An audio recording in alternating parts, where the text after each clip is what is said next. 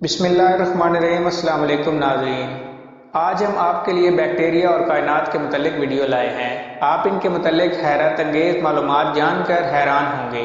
اگر آپ یہ معلومات حاصل کرنا چاہتے ہیں تو ہمارے ساتھ جڑے رہیے، لیکن ویڈیو شروع کرنے سے پہلے اگر آپ نے ہمارے چینل کو سبسکرائب نہیں کیا پلیز ہمارے چینل کو سبسکرائب کریں، ویڈیو کو لائک کریں، شیئر کریں۔ چلیے ویڈیو شروع کرتے ہیں۔ سائنسی شواہد کے مطابق کرۂ ارض پر زندگی کی ابتدا تقریباً 4.2 بلین سال پہلے ایک سادہ سیل رکھنے والے پروکریوٹے یعنی کہ بیکٹیریا سے ہوئی، اور یوں کرۂ ارض پر جانداروں کے ارتقاء کے عمل کا آغاز ہوا، اور پھر ایک طویل ارتقائی عمل یعنی 4.2 بلین سال کی مسافت کے بعد آج دنیا میں تقریباً 10 سے 14 ملین اقسام کے جاندار موجود ہیں، جن میں سادہ سیل رکھنے والے بیکٹیریا سے لے کر پیچیدہ سیل رکھنے والے ایوکاریوٹے یعنی مثلاً مختلف انواع و اقسام کے پودے، حشرات الارض، سمندروں میں تیرتی آبی حیات، آسمانوں پر اڑتے ہوئے پرندوں سے لے کر زمین پر چلنے والے چوپائے اور بالآخر انسان بھی شامل ہیں۔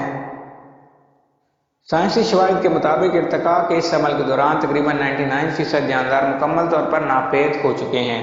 دلچسپ بات یہ ہے کہ بیکٹیریا جن سے کرۂ ارض پر زندگی کی ابتدا ہوئی آج بھی مضبوط ترین صلاحیتوں کے ساتھ سخت ترین ماحول میں بھی موجود ہیں۔ کرۂ ارض پر جانے والی جگہوں میں شاید ہی ایسی کوئی جگہ ہو جہاں بیکٹیریا کی موجودگی ممکن نہ ہو۔ بیکٹیریا سمندری سطح سے لے کر سمندروں کی تہوں میں موجود غاروں، ہائیڈرو تھرمل وینٹ میں موجود ہوتے ہیں۔ ایسے بیکٹیریا کو عام طور پر ایکسٹریموفائل کہا جاتا ہے۔ یہ بیکٹیریا اپنی نمو یعنی گروتھ کو جاری رکھنے کے لیے سخت ترین ماحول، چاہے وہ سرد ہو یا گرم، تیزابی ہو یا نمکیات زدہ، خود کو اس ماحول کے مطابق تیار کر لیتے ہیں۔ لہذا چاہے انٹارکٹیکا جیسے برفانی سمندر ہوں یا سمندری آتش فشاں یا تیزابی جھیلیں ہوں، یہ تمام سخت ترین مقامات بھی بیکٹیریا کی نشو و نما کو روکنے سے قاصر ہیں۔ یہ سمندر میں رہنے والے بیکٹیریا ایک طرف تو سمندری حیاتیات میں بیماریاں پھیلانے کا باعث بنتے ہیں، مگر ساتھ ہی ان میں کئی بیکٹیریا سمندری جانداروں اور انسانوں کے لیے خاصے مفید ہیں۔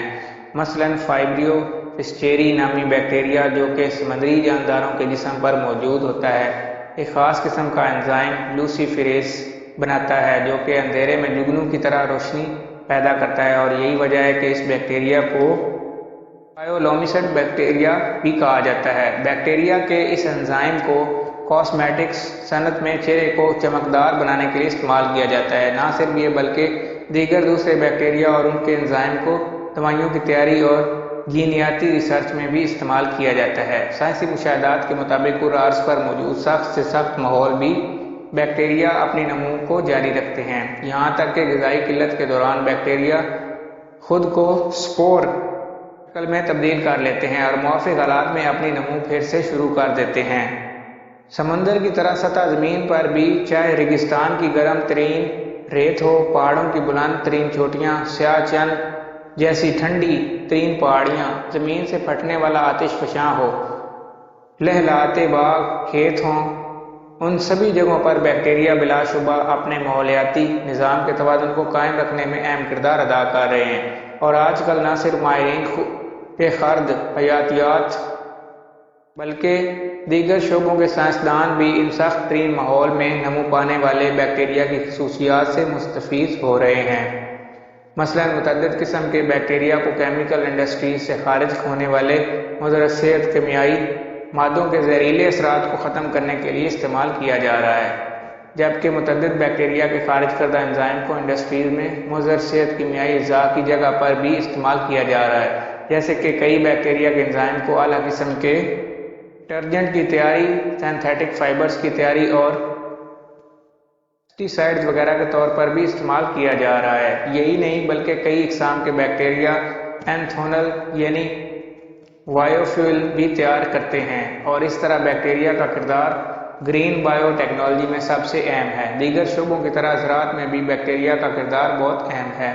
یوں تو ماہرین اب تک پودوں میں بیماری پیدا کرنے والے کئی بیکٹیریا دریافت کر چکے ہیں، مگر ساتھ ہی بیکٹیریا کی کئی ایسی اقسام بھی دریافت کر چکے ہیں جو کہ نہ صرف پودوں کے لیے کئی خاص قسم کی غذا تیار کرتے ہیں بلکہ مٹی میں موجود پیچیدہ غذائی اجزاء کو سادہ غذائی اجزاء میں تبدیل کر کے پودوں کو غذا فراہم کرتے ہیں، اور ساتھ ہی ساتھ پودوں کو کئی قسم کی بیماریوں سے بھی محفوظ رکھتے ہیں۔ قسم کے بیکٹیریا کو PGPR یعنی پلانٹ گروتھ پروموٹنگ رائزو بیکٹیریا کہا جاتا ہے۔ بیسیلس تھورنگیئنسس نامی بیکٹیریا جو کہ ایک خاص قسم کا زہر ٹاکسن پیدا کرتا ہے جو کہ پودوں کو نقصان پہنچانے والے کیڑے مکوڑوں کو مارنے میں استعمال کیا جاتا ہے، اور اب بیکٹیریا کی اس ٹاکسن کی گینی کو کئی پودوں مثلاً مکئی، آلو، روئی اور تمباکو کے گینوم میں گلوب کر دیا جاتا ہے، اور یوں یہ جینیٹیکلی انجینئرڈ پلانٹ خود کو کیڑے مکوڑوں کے حملے سے محفوظ رکھتے ہیں، اور یوں کسان کو کیمیائی مادوں سے پاک اور صحت مند فصل حاصل ہوتی ہے۔ زراعت کے علاوہ کئی اقسام کے بیکٹیریا جن میں لیکٹوکوکس، لیکٹوبیسیلس اینڈ اسٹریپٹوکوکس سرفہرست ہیں۔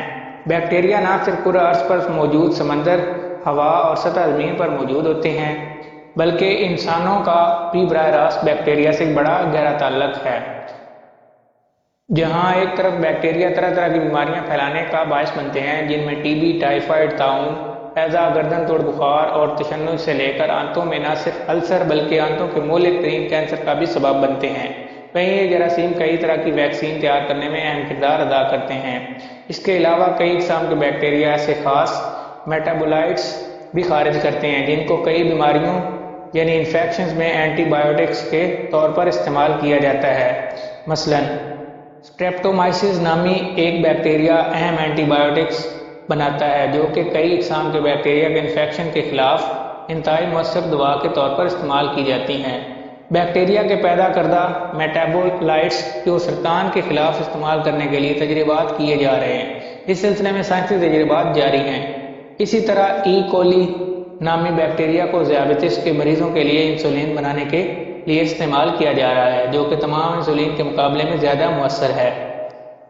بیکٹیریا انسانی جسم کے کئی اعضاء خصوصاً جلد، منہ، ناک، کان، معدے کی نالی میں غیر مضر بیکٹیریا یعنی نارمل فلور کے طور پر موجود ہوتے ہیں۔ یہ نارمل فلور انسان کے پیدا ہوتے ہی اس کے جسم کے مختلف حصوں میں رہائش پذیر ہونا شروع کر دیتے ہیں اور ایک طرح سے جسم کی قوت مدافعت بڑھانے میں مددگار ثابت ہوتے ہیں۔ مثلاً یہ نارمل فلور اپنی جگہ کسی بھی بیرونی اور خطرناک جراثیم کو دینے سے گریز کرتے ہیں اور ان بیرونی بیکٹیریا کو ختم کرنے میں اہم کردار ادا کرتے ہیں۔